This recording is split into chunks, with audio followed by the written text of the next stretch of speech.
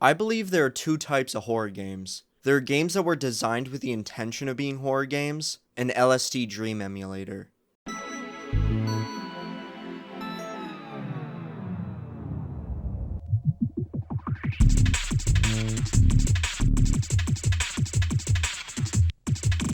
Now when I talk about LSD Dream Emulator, it's gonna be the special exception when it comes to this series, as really nothing intentional in this game would categorize it as a horror game. Hell, even the way it was advertised stated that this is not a game. Developed by Asmik Ace Entertainment and released on the original PlayStation in 1998, exclusively in Japan, LSD has received a widespread Western audience in the past decade. This is mainly due to the game's developer, Osamu Sato, having an extremely large influence on LSD's development. Stemming from his past days playing racing games on the Sega Saturn and consistently crashing into walls, Sato made LSD with the goal of creating a game for people who suck at games. With this idea in mind, this gave him the freedom to use LSD as an experimental game in a time where deviating from a linear story wasn't common in game development.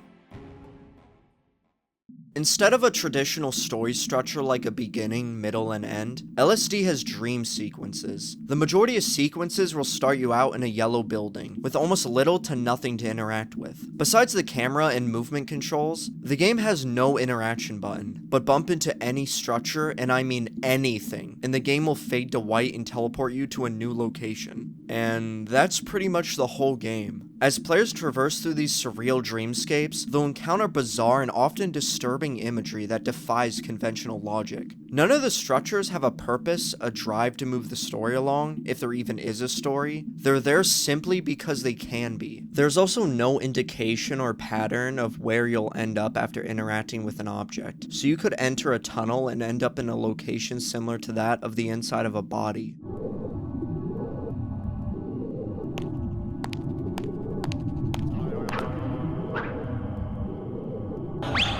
I gotta get out of here!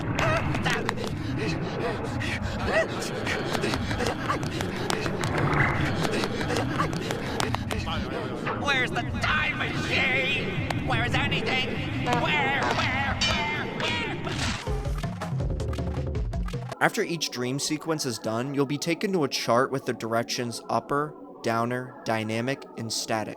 These act as cardinal directions, coinciding with the squares representing where you ended at. The visuals for LSD was inspired by a dream journal Sato would keep. He made sure to put as much detail as he could into the game's visual style, which is characterized by visual landscapes and abstract structures. Now, since dreams can often conjure unexplainable shapes and designs, it's not too common that these creatures can be formed into nightmares. As for the settings themselves, they all feel so empty. Like something once inhabited these places, but what's left is a shell of what used to be. Even with a variety of different sound effects and music in each location, it feels like a place you've been to before. LSD is not rooted in traditional jump scares or gruesome imagery, but rather in the psychological unease it fosters.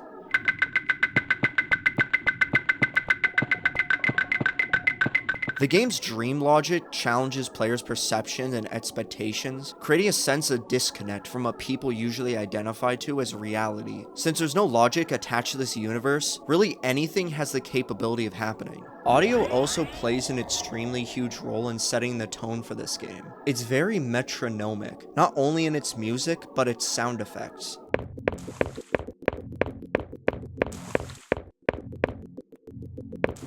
I don't know exactly how to explain it, but after hearing the same audio cues over and over again at such a constant rate, it evokes an unnatural feeling, like something feels off. Nothing in the game acts to answer questions. LSD certainly gives the illusion that everything in the game has a meaning, especially with a chart after each day is done, but the only thing coming close to providing any sort of context is the occasional black screen with a wall of Japanese text that will occasionally appear at the beginning of each specific day. This one in particular reading, "There was a white cat who curled up in the balcony. As I approached the weakened cat, it repeatedly said, 'I'm happy to meet you,' in a machine-like tone. I felt unfortunate to the cat when I first heard that voice." However, in LSD, there is one character you'll frequently encounter.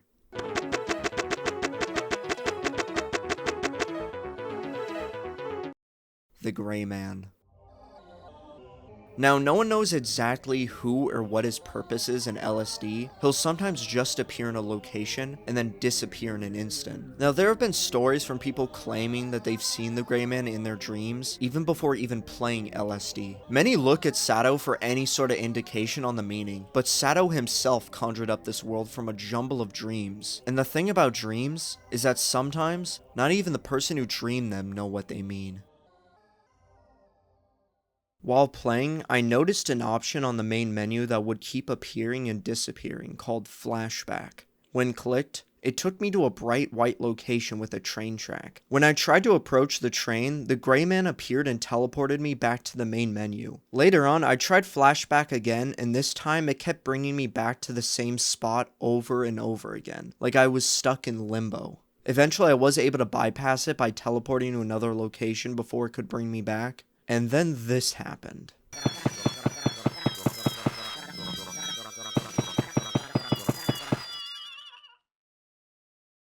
What the fuck? Why'd the music just stop? The game just stopped dead in its tracks. I don't know, part of me wants to think that, like, this is part of the game, and, like, I did something I wasn't supposed to, but another part of me just feels like this game just fucking crashed, which is weird because I'm on an emulator. Usually, like, if the game crashed, the emulator would, like, put up an error, like, letting me know. But, like, no, I'm getting no errors or anything from the emulator. Now, this could be just chalked up to a simple game crash, but I find it strange how it happened right when I was able to break the limbo, as if someone didn't want me going there.